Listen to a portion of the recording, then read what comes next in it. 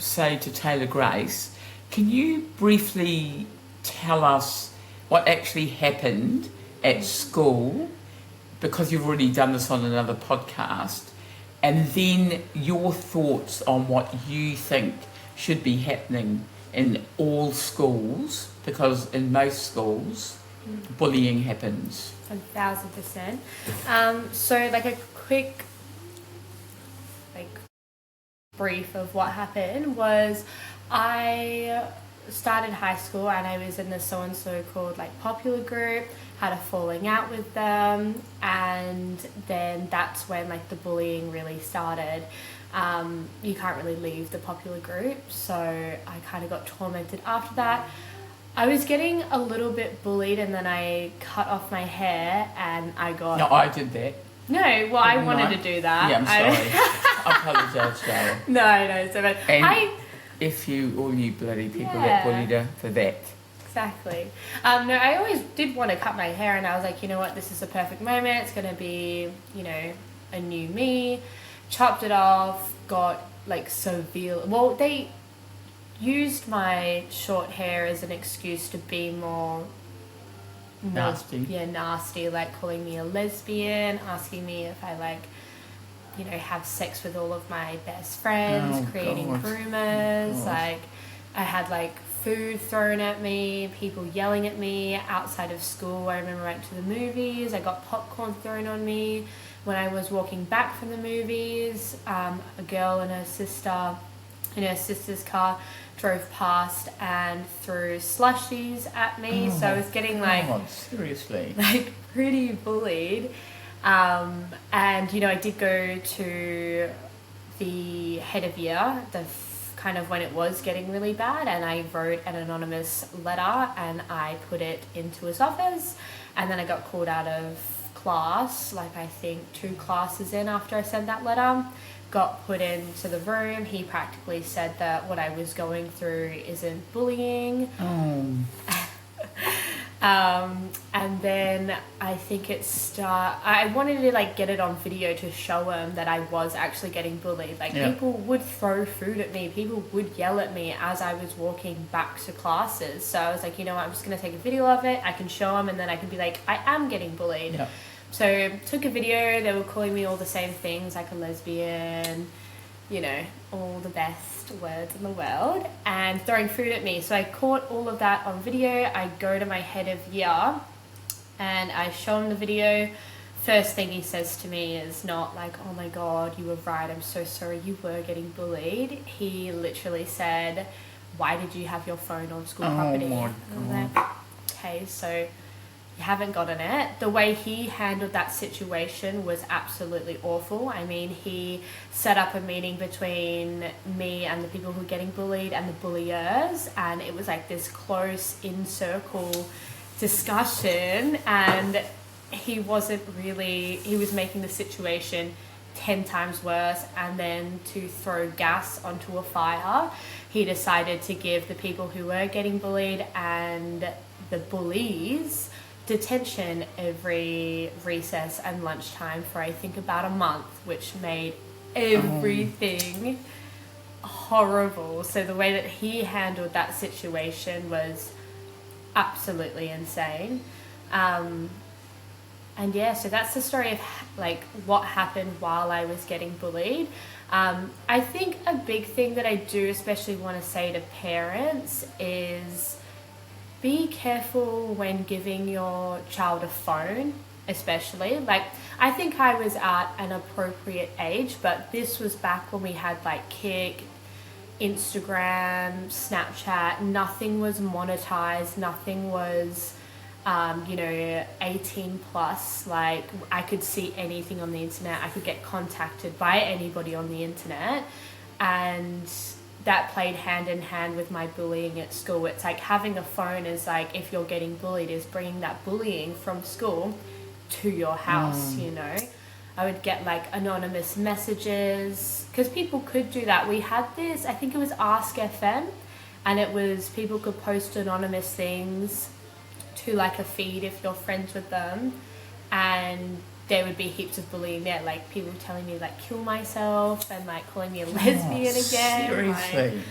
I know. So I think a big thing, especially for parents in this day and age, because technology is everybody has a phone at this point, is just try not to give, if they're 12, they're 13, they're 14, they're 15, you don't want to give a child a phone.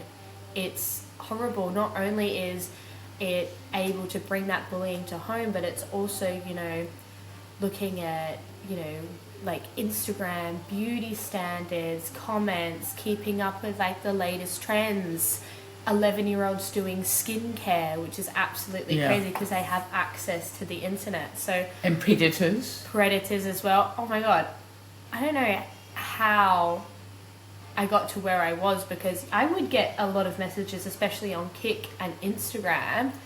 I was just so exposed. I would have a public profile. Anybody could message me and be whoever they wanted to be. But thank goodness I wasn't exposed, or I didn't message those type of people back. But it could have been a big thing, you know? Like, just imagine if I was chatting to this like 16-year-old and I go up to meet with him and he turns out to be a 45-year-old man. Oh. But it happens, like, and it would have happened when I was a kid, because there was just no monetizing on it. There was no restrictions on it. It was just like everything. So everywhere. I'm just going to stop you there. So what you're saying is, this is what I'm getting, is that your phones and what was happening on your phones was more open than it is now? It definitely is, but the thing is people can find a way around it, you know. There's still that opportunity for people to reach out and bullying to happen, cyberbullying especially. Like, you can get message requests and it could be this awful message. You just have to go into your message requests and then you'll find it, if that kind of makes sense, you know. Like, in the sense of like bullying, if somebody did want to reach out, they could reach out, and it could be very easy for them to do that, or post something on an anonymous account. Like, say if they had a photo of you, like, they could post it and it wouldn't ever come back to them. So just on that, so you've got mothers watching this who are saying, well, no, I can't do that because all their friends have phones. So what would you say to that? Because I think there's a lot of mothers that would find that difficult. Not your big sister, because she's bloody awesome. No way. And if it was me, I wouldn't do that. Although, did I do that? No, I did. When I was like 16. Plus, you would never give me a phone anyway. Okay, all right. Okay, so you need to talk to the mothers about this. To the mums. So completely understand. Like, in this day and age, everybody has a phone. Everybody gets around with phones. Like, you can buy a phone for like probably $50 and get Instagram, but it's your child's safety. Like, are you really going to jump on that wagon of what everybody else is doing because everybody else is doing it? Like, you have to put in retrospect the safety of your children. And sorry, but back in the day, we weren't sitting on our phones on the couch doing nothing for hours. We were making mud pies. We were playing make pretend outside. We were using sticks and making magic out of it, because those were our wands, you know. Our imagination went crazy, and we've lost that with the phone. So your kid may come up to you and be like, oh, well, this person has that person has that, but what quality of life are those kids living?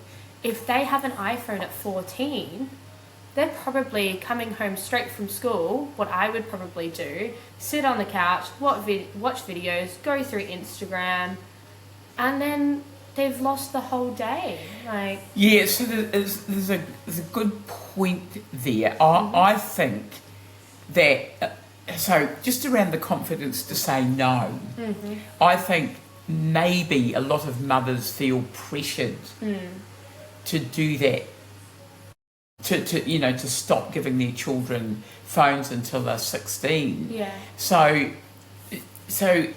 what would you say to that? I mean, what would you say to these women? What do you think that they should be doing about setting firm boundaries and around the confidence to say no? Yeah, I mean, It is hard. I can definitely try to put myself in that position, and if my kid was coming and be like, but you know, they have these phones, I really want a phone, but you just, it's hard to do it, and it's hard for them to realize that what you're doing is actually a good thing. It's hard to give advice to that. Yeah, okay. And you know, like your older sister. Yeah. I mean, she's firm. She's got the confidence to say that. Her kids Best really confidence. healthily. They don't have phones. They can only watch a minimal amount of. Yeah, so probably what I TV. would do if like I was a parent and my kid was like really invested in phones and stuff, just to like sidetrack here because I just thought Yeah. of a thought, is like getting them into sports. Oh my God! You've just Did you've I? just read my mind, darling. Yeah, really. You must be related to me. Oh my God. Yeah, go on. That's a good, very good point. Yeah, so like sports, group activities. I think sports in general, hands down, the best thing that you can Yeah. put your kid into.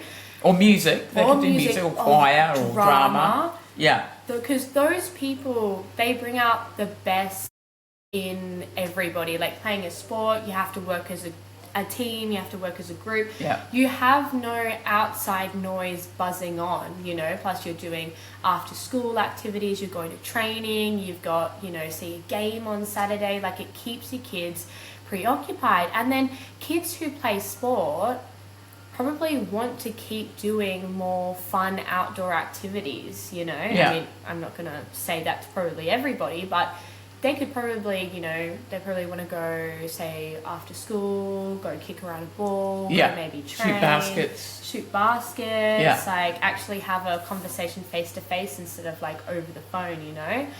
Drama kids as well, absolutely love drama kids, only because they've got that good imagination and they're like a little bit nerdy, but just in the best way, in a really creative. I love nerds. I love nerds. They're like my favorite people. That's like when I was getting bullied, I kind of gravitated more to the nerds, and nerds is never a derogatory word in my vocabulary. They're my favorite, positive, best people ever. I would gravitate towards them though, and they had none of that, you know, society as a school. You know, they didn't look at the school as like, oh my God, who's saying this, who's saying that. They're just in their own world. They're having fun. They're having a blast. They're having the best time. And they don't really care about gossip or anything. So absolutely love the drama kids. Love the nerds. Sports. Just activities. Like even doing things as like a family. Or maybe you don't have time. Maybe you are a working mother and, you know, you just can't come home from work. Maybe get the kids to cook dinner or something, you know. Maybe make like a game out of tidying the house, and it gets them distracted and not on the phone, and you're actually, you know, not just lifting the load yourself, but you're helping your children as well. It gives them better, you know, things when they grow up, because they're like, you know, cleaning was fun back in the day when I was a kid. Like, could make it a game. Really? Yeah, well, you didn't make it fun. Really? Seriously? You did. Yeah, you can make it fun. Okay. You know, well, when money is involved, it could be You got paid. even more fun. Who paid you? Was it your father? You gave me like $5, I think, to do about 30 different jobs. So Yeah, that's a really interesting point, isn't it? Because, say, hypothetically, like when you used to swim, so you were training twice a day, or once a day? I was training every day after school. Every day. So, and then twice during school. okay, so that is a big chunk of your day, isn't it? So you're swimming in a pool without your phone, I know, yeah. aren't you? For And then you hours. played other sport. Yeah, well, at one point, I think I was playing 5 sports at Yeah. one time. So I was swimming, I had netball, I had basketball, I had surf club as well. Oh, yes, that's right. Surf Yep. club. And touch rugby and footy. So actually, I was playing 7 sports. No, you played, didn't you play polo? sevens? Yeah, I played, and 7s. Did as you well. play 15s? No, Okay. we didn't have enough girls. Right. So I guess 8. My God, 8. Pardon? 8 sports at one time. Yeah, no, well, you come from a extremely Yeah. sporty background. Exactly. Go the All Blacks. Way to go against the Lions Exactly. and South Africa. But yeah, no, I probably didn't have enough time. And also, like, I would have to ride my bike, especially, like, for swimming lessons. Yeah. I think for rugby, because it was obviously our rugby club, yeah, you would drive me on the off occasion. But otherwise, I would probably have to find my way to everything else. But, like... Yeah, and you should, actually. 1,000%. It's fitness. It keeps me distracted. I would just, like... This is a time where, I had an iPod, so I would download illegal music from it and chuck in my headphones and just ride to and from school. Oh, that's good. Yeah, so always active, always doing activities. And another thing is, like, especially with parents, like, you may be like, oh, but like I don't know how to get them to and from those activities. I mean, you've got pooling with other parents that you can figure out. Riding a bike, walking, buses. Last case scenario, you can pick them up, or maybe like a possible Uber. But I got pretty much everywhere from my bike, or a bus. It doesn't take much. Yeah, that's fantastic. And it also takes more of that time. So when I came back home, I was just absolutely knackered. Yeah, I was gone. And Tui used to ride. We moved from City Beach to Cottesloe, and he was going to City Beach Primary School. And there was a cycle path. Yeah. And he used to, so I think it was 7 kilometres, which is not that far. No.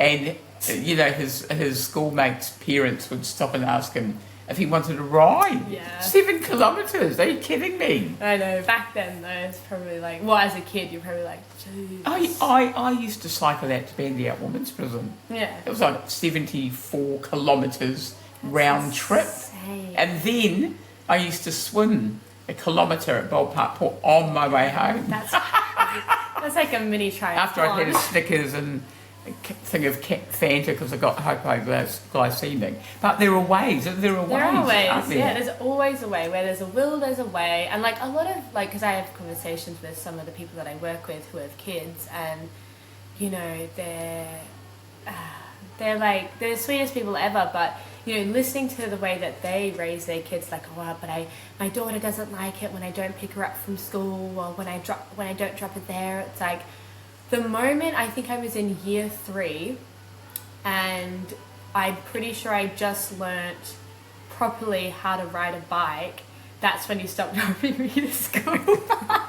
It's overrated. But no, it was good. I was so fit back then, and I wouldn't change it for the world. But then, I suppose if you're not working and your life's boring, I don't know. But we're not taxi services. I mean, I never saw, I was an untraditional mother, obviously, so I never did any of the traditional stuff. But, my 3 kids are bloody fantastic. Yeah. I feel like we got that independence though, like, being not relying on parents and relying on ourselves to get us to and from somewhere. It made us independent, which as soon as you feel independent, you feel kind of on top of the world and free, and you're free. And I feel like you make better decisions in a sense. I don't know what the type of person you would be, but when I felt independent, I felt like I was a little bit older, like I had to not be a certain way, but when things came to me, I would look at it from a different aspect because I had that independence. I felt older than I was, which I absolutely loved. I reckon it was awesome. Good. I thank God for that. Yeah. Thank God for untraditional parenting. So, just as a summary of what advice you could give to mothers and fathers about their children around the bullying, what could you sum that up and say? Well, just always with your children, you need to instill in them a love that they'll have for themselves. You always need to bring them up, give them affirmations, make sure that they know who they are and they are happy with who they are, because once they have their mindset, nobody can change that within them. That's true. If they know that and you can reiterate it to them and teach them that they are good enough, they have this support behind them, and you know, they are cherished with all the love in the world, then, you know, a lot of if somebody's other opinion about you contradicts what you think about yourself, then most of the time you probably wouldn't listen to them because you know yourself better than they would know you, you know. So that mindset's amazing. Unfortunately, I only learned that mindset when I was, I think, about like 20. But if you can somehow instill that into your children, be that support for them, always, you know, like, you know, try to come at it. You're a parent, but you want to try to come to them as somebody who is open to listen to whatever problems they may have, because a lot of the times, like, especially being, good point actually. It's like, because like when you're a kid, you know, and you're living in high school, it's its own little society. So like bringing it to, you know, like your mum or your dad, it's a little bit harder, especially if you're not that type of person who wants to divulge that information. But my mum, like, you were always a safe place if I wanted to come and reach out to you, you know. I just chose myself not to because I'm just somebody who likes to deal with it on my own. And I like the way that I deal with it. But I always had that opening from you. And I think learning about, like, you always taught me that, you know, somebody who bullies is probably getting bullied themselves. Oh, absolutely. Yeah. And they're not happy. They're not happy, because another thing that's always stuck with me is that, you know, a person who is happy, who has a lovely life, why would they go out of their way to make somebody else feel bad? You know? Good point. Yeah. And so when that was happening to me, I would always remember that. I would always be like, the reason they're doing this is because something's going on in their lives for them to act this way, and if I need to be their punching bag, then so be it, but it doesn't make them a good person. It makes them as bad as how they're probably getting treated at home. So instilling that when somebody is negative and somebody is being a bully, number one, they're probably really insecure. Number two, they're probably themselves getting bullied in a different type of way, maybe from one of their loved ones, maybe from their sister, their brother, their dad, their mum. And number three, they probably have a terrible home life, you know, and instill in your children to feel sorry for somebody who does come at you with malicious intent or says stuff behind your back or is a bully. You know, you just want to feel sorry for them, because then it changes that mindset of like, it's not me, it's them. They're the ones who are getting this out. The only thing in that, though, is there's a group of bullies, and you had a group of bullies. I think it would be easier to deal with one bully. It is, definitely, but again, it's also like that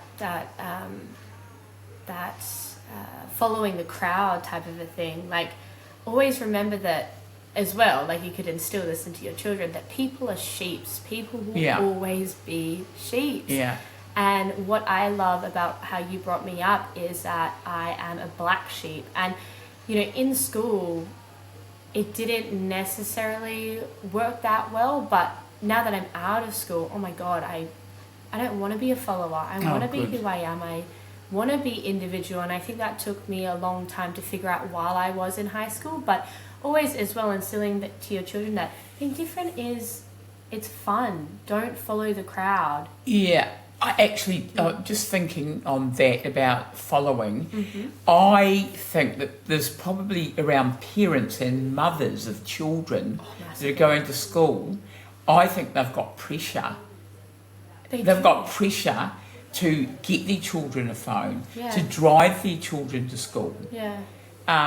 So I think it's being an individual. It is. And I can't even imagine what it would be like to be a traditional mother, because I was never that person. So thankful. But you don't have to be a follower. Parents, mothers, you do not have to be a follower. You can just be you. Exactly.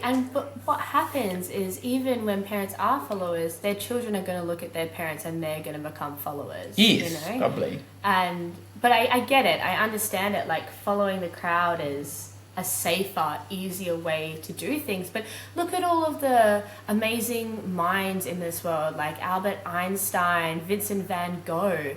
They were never sheeps. They were never followers. They were always outcasts. The greatest people in this world mostly are the outcasts. They're the black sheep. A lot of the inventions that have come out of this world, probably a lot of people were like, that's not going to work. Why would you do that?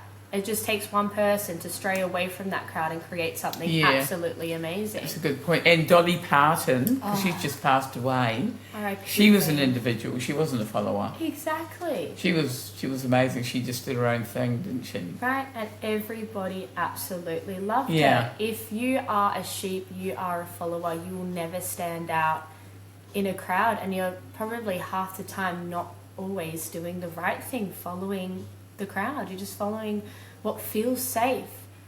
Being a black sheep is probably the best thing. It sounds boring, actually, being a follower. I wouldn't know anyway, because you're the absolute opposite of a follower. follower. Anyway, my darling, youngest, very wise child, I'm going to rewatch the Lions All Black game. Fabulous. And all you naysayers out there against the All Blacks are going to win the Rugby World Cup.